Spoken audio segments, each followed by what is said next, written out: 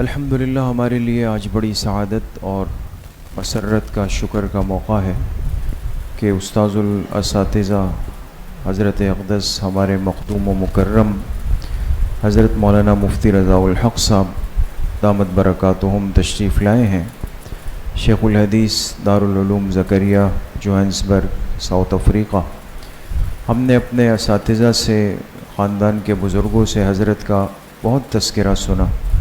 اللہ پاک نے ان کو بڑی نسبتوں سے نوازا ہے. حضرت کے والد صاحب رحمۃ اللہ علیہ بھی بہت بڑی عالی خاندانی ایک نسبت رکھتے ہیں. تو حضرت کی کراچی تشریف آوری ہوئی. ہمارے محبوب و مخدوم مولانا مفتی زبیر صاحب سے ہم نے درخواست کی. انہوں نے بہت شفقت کا معاملہ فرمایا. حضرت تشریف لائے ہیں, وقت مختصر ہے, انشاءاللہ کچھ درس ارشاد فرمائیں گے, اور درخواست کی ہے کہ طلبہ دور حدیث تخصص اور اساتذہ کو اجازت حدیث مرحمت فرما دیں. تمام طلبہ توجہ سے بات سنیں.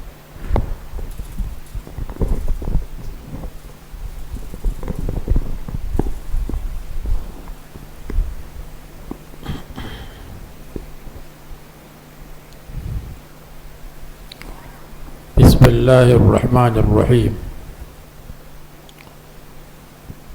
الحمد للہ رب العالمین والصلاة والسلام على سیدنا محمد وعلى آلہ واصحابہ اجمعین. محترم طلبہ کرام اور اساتذہ عظام, اللہ تبارک و تعالی نے آپ کے اوپر کرم فرمایا کہ دین کے علم کے ساتھ آپ کو منسلک فرمایا. حضرت امام شافعی رحمہ اللہ فرماتے ہیں, لا فضل الا لأہل العلم انہم لا فضل الا لأہل العلم انہم علی الہدى لمن استہدى ادلاء وقدر كل امرئ ما كان يحسنه والجاهلون لأهل العلم أعداء ففز بعلم ولا تجهل به أبدا الناس موتى وأهل العلم أحياء لا فضل إلا لأهل العلم إنهم فضیلت نہیں مگر اہل علم کے لیے, اس لیے کہ یہ اہل علم علی الہدی لمن استہدی ادلاء, ہدایت پر جو ہدایت کو چاہتے ہیں اور ہدایت کو طلب کرتے ہیں, رہبر اور رہنما اور دلیل ہیں. وقدر كل امرئ ما كان يحسنه والجاہلون لأہل العلم اعداء, اور ہر ایک آدمی اس چیز کی قدر جانتا ہے جس چیز کو وہ پہچانتا ہے. جس چیز کو نہیں پہچانتا اس چیز کی قدر نہیں کرتا. علماء کی قدر اور عزت عام لوگ اس وقت کریں گے جب عام لوگوں کے دل میں علم اور دین کی وقعت پیدا ہو جائے. ماشاء اللہ آج کل میں نے سنا ہے کہ کراچی میں بہت سارے ایسے مدرسے ہیں جن مدرسوں میں مختصر کورس ہوتا ہے, اور اس کورس میں عام لوگ عالم بن جاتے ہیں, اور عالم کامل نہ بنے تو علم کی محبت ان میں پیدا ہو جاتی ہے, دین کے ساتھ محبت پیدا ہو جاتی ہے, ان کا ذہن دینی بن جائے عوام الناس کا. یہ بہت بڑی کامیابی ہے. قرآن کریم میں اللہ تبارک و تعالی فرماتے ہیں, ان اللہ لا یغیر ما بقوم حتی یغیروا ما بانفسہم.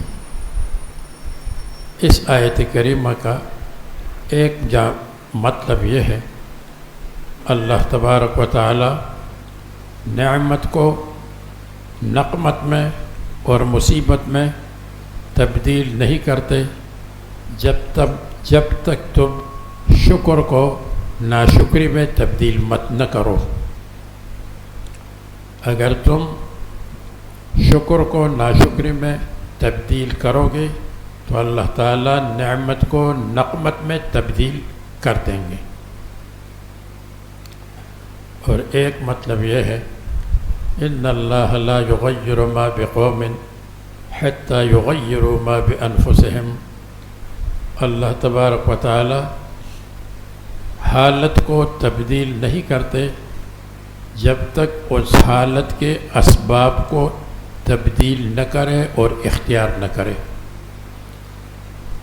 اللہ تعالیٰ اس وقت علم نہیں دیتے اور جہالت کو علم میں تبدیل نہیں کرتے جب تک تم علم حاصل کرنے کے اسباب کو حاصل نہ کرو۔ علم حاصل کرنے کے اسباب کو اپناؤ گے تو جہل علم میں بدل جائے گا، ورنہ نہیں بدلے گا۔ حضرت شاہ عبد العزیز رحمہ اللہ کے پاس ایک صاحب آئے اور کہنے لگے میرے لیے اولاد کی دعا کیجیے، اللہ تعالیٰ بیٹا دے دے۔ 3-4 مرتبہ یہ درخواست کی۔ حضرت شاہ صاحب نے پوچھا کہ آپ کی شادی کو کتنی مدت ہو گئی؟ کہنے لگے شادی تو نہیں ہوئی، شادی کے بغیر بچے کیسے پیدا ہوں گے؟ سبب اختیار کریں گے پھر بچے پیدا ہوں گے۔ تو اللہ تبارک و تعالی کسی چیز کی حقیقت کو تبدیل نہیں کرتے، جہل کو علم میں تبدیل نہیں کرتے، حتیٰ یغیروا ما بانفسہم، یہاں تک کہ اپنے ہاں جو اسباب ہے ان اسباب کو تبدیل نہ کریں۔ اور ایک مطلب یہ ہے لا یغیروا ما بقوم حتیٰ یغیروا ما بانفسہم، اللہ تبارک و تعالی تمہارے حالات کو تبدیل نہیں کریں گے جب تک تم ماحول کو تبدیل مت کرو۔ ماحول کو تبدیل کرو گے پھر اللہ تبارک و تعالی حالات کو تبدیل کریں گے۔ تو یہ جو عوام میں کام ہو رہا ہے، طالب علموں میں کام ہو رہا ہے، مدارس ہے اور مدارس کے اندر تعلیم ہوتی ہے اور مدارس میں طالب علم رہتے ہیں، ان کا ذہن تبدیل ہو جاتا ہے، ان کا ذہن دینی ذہن بن جاتا ہے۔ یہ جو افغانستان میں انقلاب آیا، اس وجہ سے نہیں آیا کہ وہاں بہت اونچے درجے کے علماء تھے، ذہن تبدیل ہوا۔ ذہن کی تبدیل ہونے کی وجہ سے اللہ تبارک و تعالیٰ نے حالات کو تبدیل کیا۔ ذہن کی تبدیل کرنے کے لیے عوام میں کام کی ضرورت ہے۔ ماشاءاللہ میں نے سنا مولانا دامت برکاتہم عوام میں بہت کام کرتے ہیں، تبلیغ جماعت کا کام بھی عوام میں کام کا ذریعہ ہے۔ ہمارے علاقے میں ایک عالم تھے اور ان کا ایک مقتدی تبلیغ میں گیا، دعوت و تبلیغ میں 4 مہینے لگانے کے بعد آیا تو مولانا صاحب نے سوال کیا کہ تبلیغ میں جا کر آپ نے کیا پایا؟ انہوں نے کہا مولانا میں نے یہ پایا کہ جب میں جماعت میں نہیں گیا تھا تو میں سوچ رہا تھا کہ آپ لوگ خواہ مخواہ مسجد میں بیٹھے ہوئے کھا پی رہے ہیں، سفید کپڑے پہنے ہیں، کچھ کام نہیں کرتے۔ جماعت میں آنے کے بعد اب میں کہتا ہوں اصل کام تو آپ کر رہے ہیں، ہم نے تو اپنی زندگی ضائع کی۔ یہ ہے حتیٰ یغیروا ما بانفسہم، ماحول بدل جائے کام ٹھیک بن جاتا ہے۔ بعض علماء کہتے ہیں کہ یہ دشمن کا لفظ ہے، دشمن، یہ دشمن میں 4 حرف ہے اور انسان کے 4 دشمن ہیں، دال دنیا، شین شیطان، میم ماحول، نون نفس، یہ تین ٹھیک ہو جائے پھر اللہ تبارک و تعالیٰ کام کو چلاتے ہیں اور کام بہتر سے بہتر ہوتا ہے۔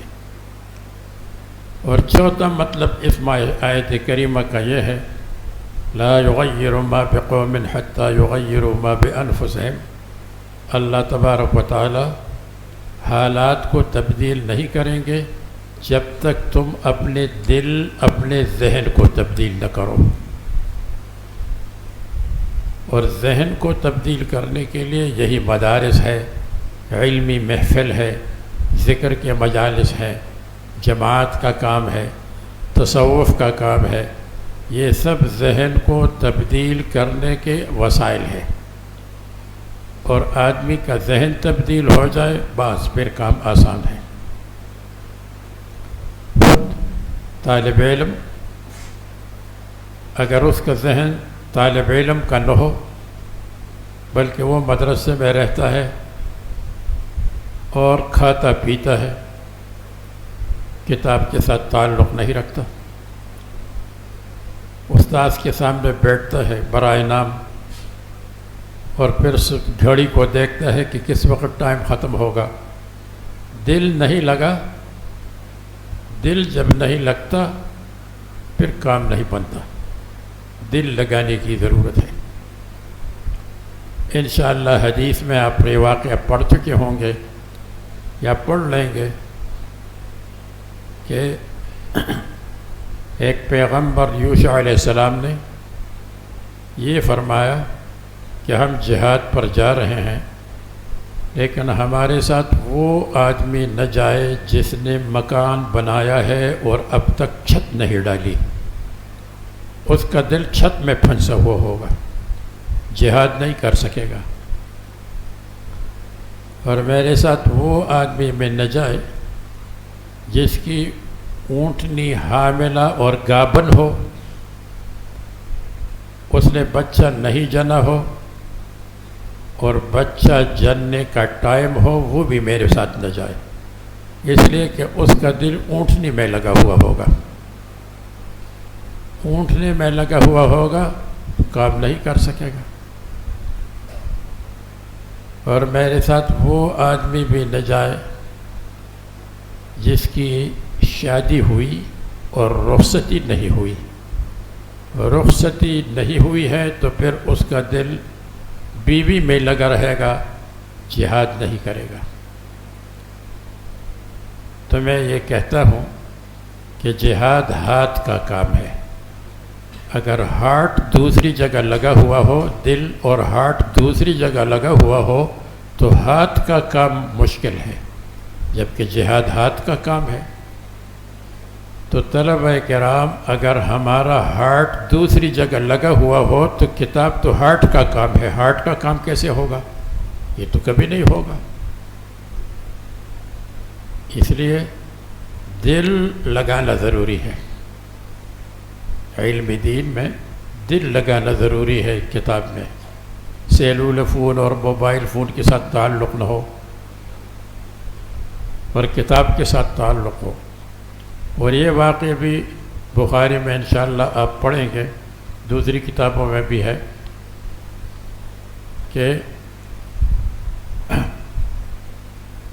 حضرت داؤد علیہ السلام اور حضرت سلیمان علیہ السلام کا واقعہ، اور حدیث میں بھی موجود ہے کہ حضرت داؤد علیہ السلام کے سامنے دو عورتیں آئیں، ان کے دو بیٹے تھے، بھیڑیا آیا اور ایک بیٹے کو لے گیا۔ اب بڑی کہتی ہے تمہارے بیٹے کو بھیڑیا لے گیا، یہ موجودہ بیٹا میرا ہے، اور صغرا چھوٹی کہتی تھی تمہارے بیٹے کو لے گیا اور یہ موجودہ بیٹا میرا ہے۔ حضرت داؤد علیہ السلام نے بڑی کے لیے فیصلہ کیا، اور بعض حضرات فرماتے ہیں کہ یہ فیصلہ کیا ہاتھ کی وجہ سے، کیونکہ اس کا قبضہ تھا، جو صغرا کمزور تھی، کبرا بڑی طاقتور تھی، اس نے بچی کو لیا، یہ میرا ہے۔ داؤد علیہ السلام نے فرمایا تمہارا ہے۔ اور جب سلیمان علیہ السلام کے پاس سے گزری، سلیمان علیہ السلام نے فرمایا یہ تو بہت آسان فیصلہ ہے، چھری لائیے تاکہ اس بچے کو 2 ٹکڑے کر دے،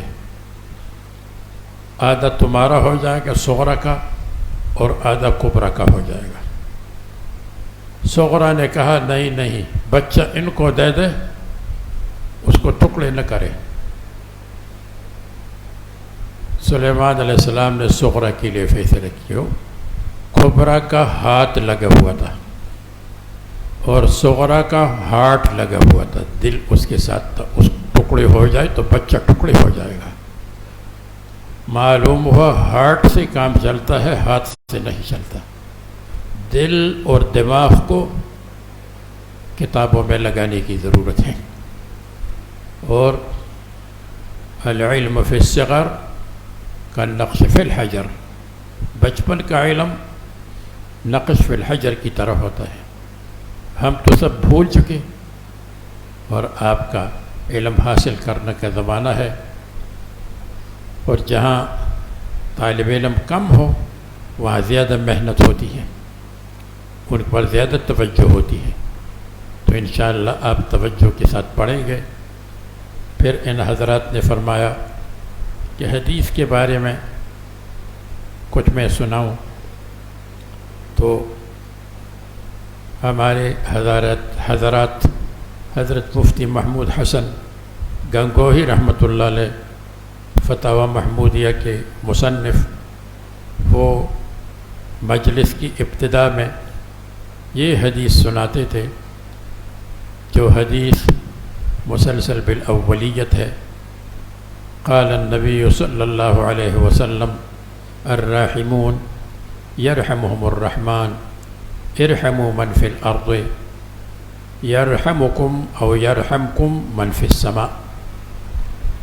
یہ حدیث 2 طریقے پر پڑھی گئی ہے، ارحموا من فی الارض یرحمکم من فی السماء، یہ مجزوم، اور یہ ارحموا کے لیے جواب ہے، جواب امر ہے، امر کا جواب مجزوم ہوتا ہے۔ رحم کرو، اس کے نتیجے میں اللہ تبارک و تعالی تم پر رحم کریں گے، یہ جزا ہو جائے گی۔ اور بعض علماء فرماتے ہیں کہ ارحموا من فی الارض، اس کی جزا کی ضرورت نہیں، رحم کرو زمین والوں پر۔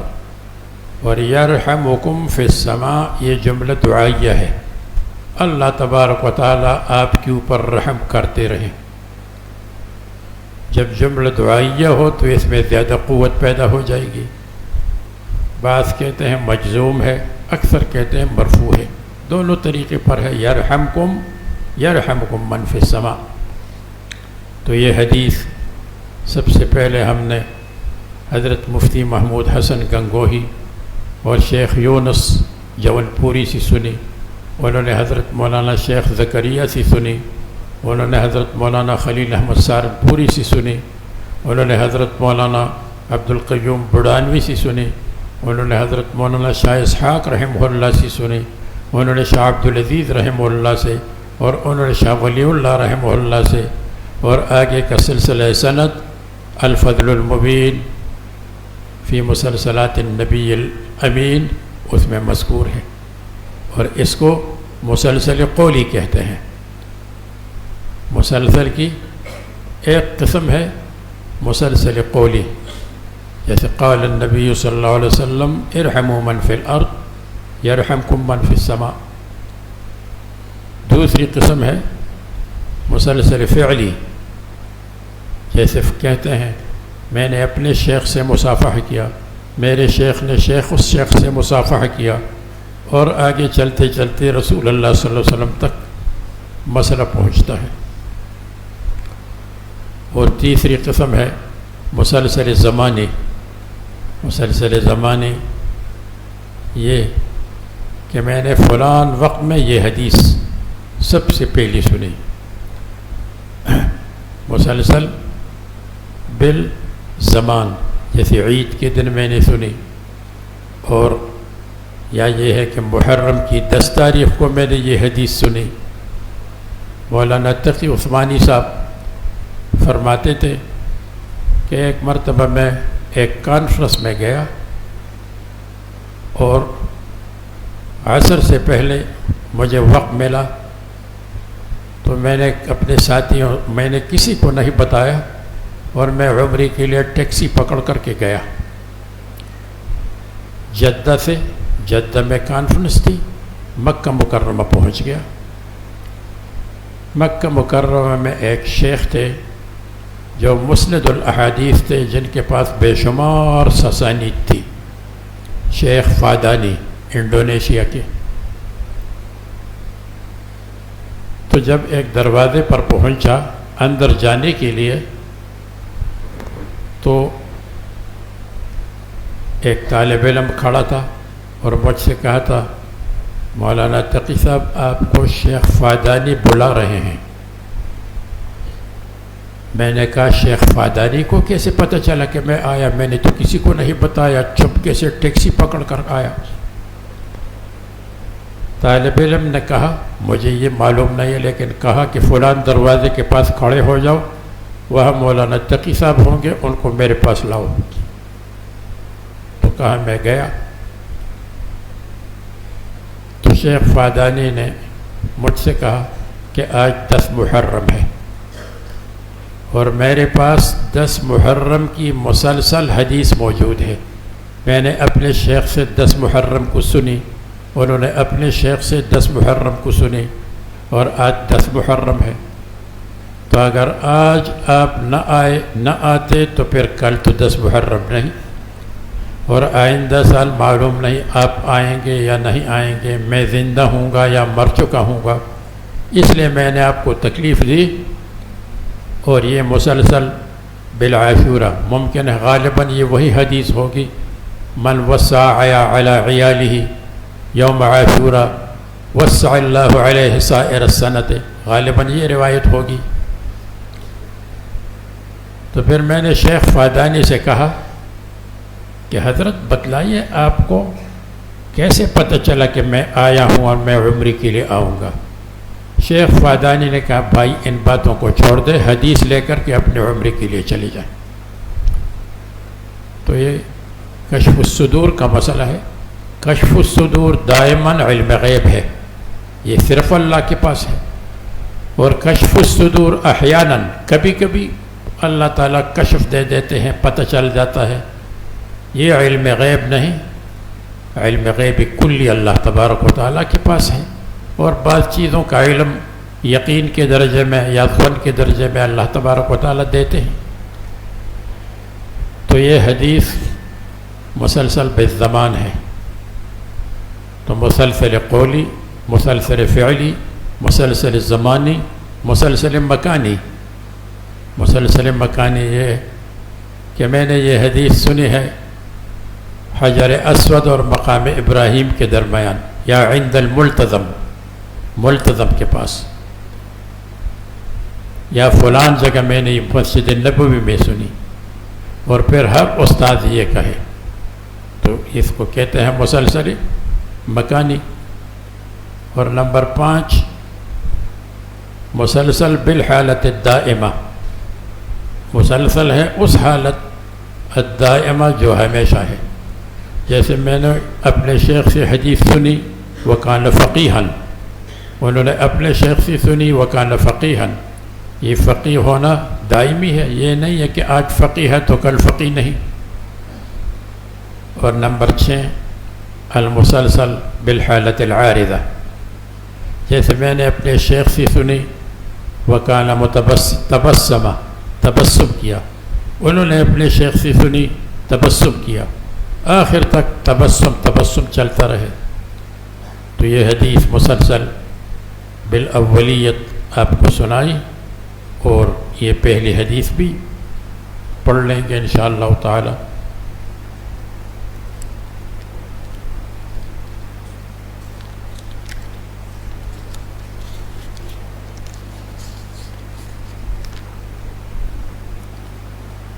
بسم اللہ الرحمن الرحیم. کتاب بدء الوحی. باب کیف کان بدء الوحی الی رسول اللہ صلی اللہ علیہ وسلم. یہ بعض نسخوں میں کتاب بدء الوحی ہے، لیکن محققین علماء فرماتے ہیں کہ کتاب بدء الوحی یہ نہیں، موجود نہیں ہے اصل نسخوں میں. کتاب یہاں سے شروع ہوتی ہے، باب کیف کان بدء الوحی، کتاب کا لفظ نہیں. پھر اس کی حکمت بیان کرتے ہیں کہ کتاب نہیں کہا، باب کہا. اس کی ایک وجہ یہ ہے کہ کتاب ابواب پر مشتمل ہوتی ہے، اور یہاں مختلف ابواب نہیں، صرف ایک باب ہے، اس لیے باب ہے اور کتاب نہیں. اور دوسری حکمت یہ بیان کرتے ہیں کہ مصنف نے ابتدا میں باب کہا، کتاب نہیں ہے. جب باب فرمایا تو باب دروازے کو کہتے ہیں. تو مصنف رحمہ اللہ امام بخاری نے اپنی کتاب کی تشبیہ دی باغ کے ساتھ. بہترین باغ،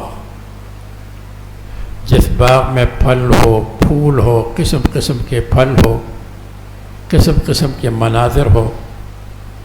تو اس کتاب میں مختلف قسم کے مضامین ہے، مختلف ابواب ہے، عبادات بھی ہے، مناکحات بھی ہے، معاملات بھی ہے، معاشرات بھی ہے، اخلاقیات بھی ہے، طریقات بھی ہے، مختلف قسم کی مضامین ہے.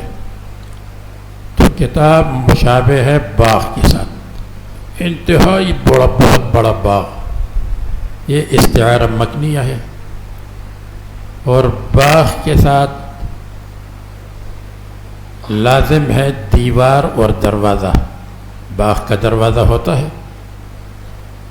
تو یہ استعارہ تخیلیہ ہے. اور دروازے کے ساتھ مناسب یہ ہے کہ اس میں آدمی داخل ہو جائے اور خوشبو سونگھ لے اور پھل کھائے. یہ استعارہ ترشیحیہ ہے. تو باب کا لفظ اس لیے بیان فرمایا کہ یہ دروازہ ہے، اس میں داخل ہو جاؤ اور پھل اور پھول ہمیشہ کے لیے کھاتے رہو. اور یہ پھول اور پھل ختم ہونے والے نہیں، یہ فصل ختم ہونے والے نہیں.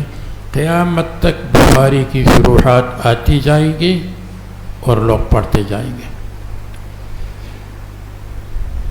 تو باب کیف کان بدء الوحی الی رسول اللہ صلی اللہ علیہ وسلم وکیف کان قول النبی صلی اللہ علیہ وسلم انا اوحینا الیک کما اوحینا الی نوح والنبیین من بعدہ. وبه حدثنا الحميدي قال حدثنا سفيان قال حدثنا يحيى بن سعيد الأنصاري قال أخبرني محمد بن إبراهيم التيمي أنه سمع علقمة بن وقاص الليثي يقول سمعت عمر بن الخطاب على المنبر يقول سمعت رسول الله صلى الله عليه وسلم يقول إنما الأعمال بالنيات وإنما لكل امرئ ما نوى فمن كانت هجرته إلى دنيا يصيبها أو إلى امرأة ينكحها فهجرته إلى ما هاجر إليه أو كما قال النبي صلى الله عليه وسلم. اور یہ حدیث 4 طبقے میں غریب ہے، 4 طبقے میں منفرد ہے، کوئی اور راوی نہیں. عمر بن خطاب راوی ہے، کوئی اور نہیں. علقمہ راوی ہے، کوئی اور نہیں. محمد ابن ابراہیم تیمی راوی ہے اور نہیں. یحییٰ ابن سعید انصاری ہے اور نہیں. اور اس کے بعد پھر حدیث منتشر ہو گئی ہے. اس میں اس طرف اشارہ ہے، غریب مسافر کو کہتے ہیں. غریب مسافر کو کہتے ہیں کہ تم کو علم حدیث اور علم کے حاصل کرنے کے لیے، جیسے یہاں 4 طبقے ہیں تو آپ کو 4 اطراف میں مسافرت کرو گے. مشرق میں علم ہو تو مشرق میں چلو، مغرب میں علم ہے اس طرف چلو، شمال میں علم ہے اس طرف چلو. جنوب میں علم ہے اس چاروں طرف علم کے حصول کے لیے چلو، اور اگر کراچی کے رہنے والے ہیں تو کل مسافر بن جاؤ، مسافر تو نہیں ہے لیکن مسافر کی طرح بن جاؤ۔ جیسے مسافر کا گھر سے تعلق نہیں ہوتا، مقصد سے تعلق ہوتا ہے، آپ کا بھی گھر سے تعلق کم ہو اور اپنے مقصود کے ساتھ تعلق زیادہ ہو۔ تو جو دور حدیث کے طلبہ، تخصص کے طلبہ ہیں، ان کو میں اپنی نااہلی کے باوجود اجازت دیتا ہوں۔ اللہ تبارک و تعالی مدرسے کو قبول فرما دے، ترقی عطا فرما دے۔ صلی اللہ علی محمد وعلی آلہ۔ جی، جو اساتذہ کرام ہیں ان کو بھی میری طرف سے اجازت۔ جی، اس کی بھی اجازت ہے۔ جب حدیث کی کتابوں کی اجازت ہے تو اس میں تمام مرویات آ جاتی ہے۔ شیخ عوامہ دامت برکاتہم اور اسی طرح شیخ عبدالفتاح ابو غدہ، وہ یہی فرماتے تھے، ان حضرات سے میری اجازت، ہمیں اجازت ہے کہ جمیع مرویات، تو جمیع مرویات میں موطا بھی آ گئی، موطا مالک بھی آ گئی، سب آ گئی، اور باقی جو اسانید کی تفصیل ہے تو ہماری ایک کتاب چھپ گئی ہے۔ ہمارے علاقے کے ایک عالم تھے مولانا عبد الرحمن مینوی، انہوں نے جواہر الاصول نامی رسالہ لکھا مصطلح الحدیث میں، اس کے اوپر ہم نے تعلیقات کا کام کیا ہے اور اس میں پوری تفصیل اسانید کی موجود ہے۔ پھر وہ کتاب آپ حاصل کیجئے، اس میں مصطلح الحدیث کی بھی آسان بہت باتیں ہیں اور اسانید کی بھی تفصیل موجود ہے۔ دعا کر لیں۔ الحمد للہ رب العالمین والصلاة والسلام علی سیدنا محمد وعلی آلہ واصحابہ اجمعین۔ ربنا آتنا فی الدنیا حسنۃ وفی الآخرۃ حسنۃ وقنا عذاب النار۔ اللهم إنا نسألك علما نافعا وعملا متقبلا ورزقا واسعا وشفاء من كل داء۔ اللهم اغفر لنا ولآبائنا وأمهاتنا وأساتذتنا ومشايخنا وأحبابنا ولمن له حق علينا ولمن أوصانا بالدعاء۔ اللہ تبارک و تعالی اس مدرسے کو خصوصاً اور تمام اہل کی مدارس کو ترقی عطا فرما دے، اس کے فیض کو عام اور تام فرما دے، ہمیں اور ہمارے طلبہ کے اذہان کو، ذہن کو دین کے علم کے لیے کھول دے، عوام میں کام کرنے کی توفیق عطا فرما دے، دین کو پھیلانے کے لیے ہم سب کو قبول فرما دے، اور مدرسے کے غیب کے خزانوں سے اللہ تبارک و تعالی مدرسے کی ضروریات کو پورا فرما دے، شرور اور فتنوں سے حفاظت فرما دے۔ صلی اللہ علی محمد وعلی آلہ واصحابہ اجمعین۔